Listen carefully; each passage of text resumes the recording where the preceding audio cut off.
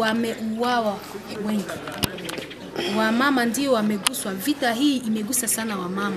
Tukiangalia tulisema wamama wale ambao wamekufa huko Byambwe watu karibu 12, lakini wamama wamekuwa mara moja watu 14. Watu 14 zito, wengi walikuwa hospitalini, wengine wamama walikuwa wamejifungua wamezaa, lakini adui ameacha watoto na anaua wamama. Tunaona kwamba adui akianza kuua wamama, ina maana kwamba huyo adui anataka amalize watu wote, sababu sisi tutazeeka, hatutakuwa na watoto ambao wamezaliwa ambao watakuja nyuma. Na kwa mrazi ni nini ambao mnangojelea kwa government kama matukio ya hicho kibarua? Kwanza administrateur wetu ametuhakikishia kwamba atafikisha hii ombi letu kwa wakuu, atafikishia gouverneur, na hapo ametuonesha kwamba itafika mpaka kwenye mkubwa wa nchi. Na sisi ametuhakikishia kwamba kungambo fulani wale ambao ni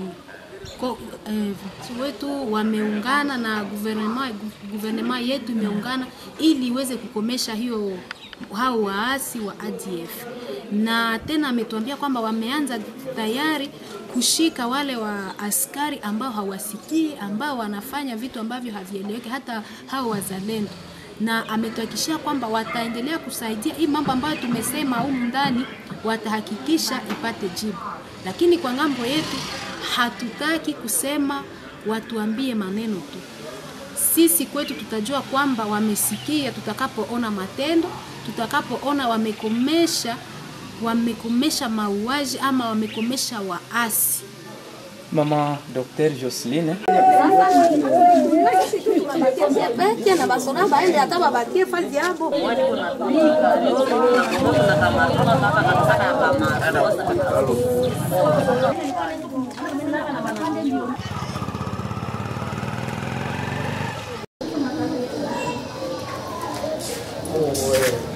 nasema hivi Tshisekedi amepita atatusaidia kusudi tuweze kupata amani, lakini tunaona amani haiko hapa. Ndio tunakosa kama tufanye nini sio mauaji ya bila maana hii. Maana yake ndio kusema hatuna msimamizi.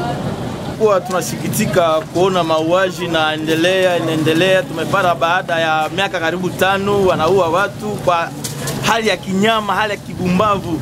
Tunakosa kama wasikari wetu kwa hii hali yote baada ya miaka 5 hawayaweza kusema wanaweza maîtriser situation, kusema wanaangalia kwa watu wiko nakufa kila siku. Hawafungula offensive contre ADF. Est-ce que ADF inaweza kuwa na nguvu kupita FARDC ya nord ya nani ya Kongo mzima? Kwa majina mimi ni Mheshimiwa Eze Kanendu, nikiwa mwanabunge mustaafu ndani ya jimbo ya Kivu ya Kaskazini. Niliwahi kuchaguliwa ndani ya mtaa wa Lubero. Kwanza na pana pole kwa wakongomani wote na hasa wale wa jimbo ya Kivu ya Kaskazini na katika mtaa wa Lubero na katika sekta la Bapere.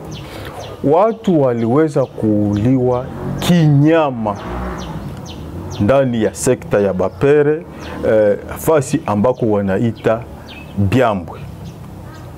Wengine walikuwa wagonjwa ambao hawana tena nguvu ya kukimbia. ADF nalu waliweza kuingia huko wakaua watu kiolela na serikali haikufanya lolote. Sisi tuliangalia kwamba hii ni kazarau kabisa, na tunaangalia kwamba serikali imezembea, sababu wakati ADF ilianja hiyo mauaji halaiki ndani ya mtaa wa Beni, wakaendelea mpaka mtaa wa Jugu, na leo wako katika mtaa wa Lubero. Serikali kumeikwisha isha karibu miaka 10. Kwa kitu gani inakosa kwa kusudi waweze kurejesha amani na kuwapiga hao adui? Katika sekta la Bapere ndani ya mtaa wa Lubero kwa sasa ni watu 668 ambao wamekusha kuuawa tangu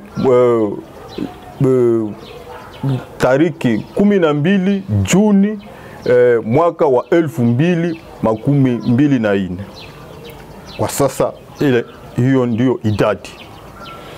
Kuna watu 294 ambao walishikwa mateka tayari wamekusha kutoroka. Kuna watu 468 ambao kwa sasa jamaa zao hazina habari yoyote. Na miji mingi imekusha kuunguzwa na watu wengine wamekusha kuporwa mali. Tunakosa tufanye nini? Kuna operesheni ambazo wanaita Suja ambazo zinafanyika kati ya EPDF na askari wa Jamhuri ya Kidemokrasia ya Kongo, na zikishindikizwa pia na wale wa wazalendo. Ukifika huko Byambwe, ukifika huko Manguruji, pafasi ambako wanaua watu, ukifika fasi ambako Bandulu waliua watu, ukifika Mbimbinabo, ukifika utakuta huko kuna jeshi la taifa. Utaona kuna jeshi ya Uganda, hiyo UPDF. Lakini utaona kwamba kuna namna ya uzembe. Hiyo mkazo ambayo waliweza kutia kwa kupigana na M23, atuka hawajawahi kufanya hivyo ndani ya hizo operesheni. Sababu hizo operesheni za kupika M23 waliweza kupandisha ndege juu, iliweza kuwasaka. Tuliangalia M23 ilikuwa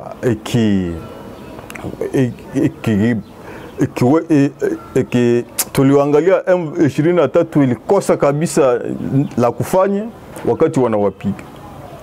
Tunapenda hiyo nguvu waweze kuitia fasi moja kwa ajili ya kupambana na hawa adui ADF.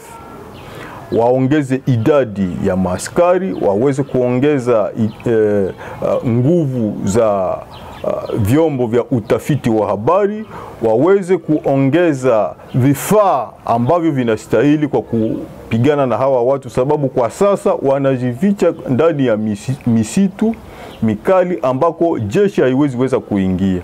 Wakiweza kutumikisha hiyo ndege za kivita, wakitumikisha vifaa ambavyo vinastahili, na wakiongeza idadi, na waza inaweza kuleta suluhisho kidogo, sababu raia wamekwisha kuteseka sana.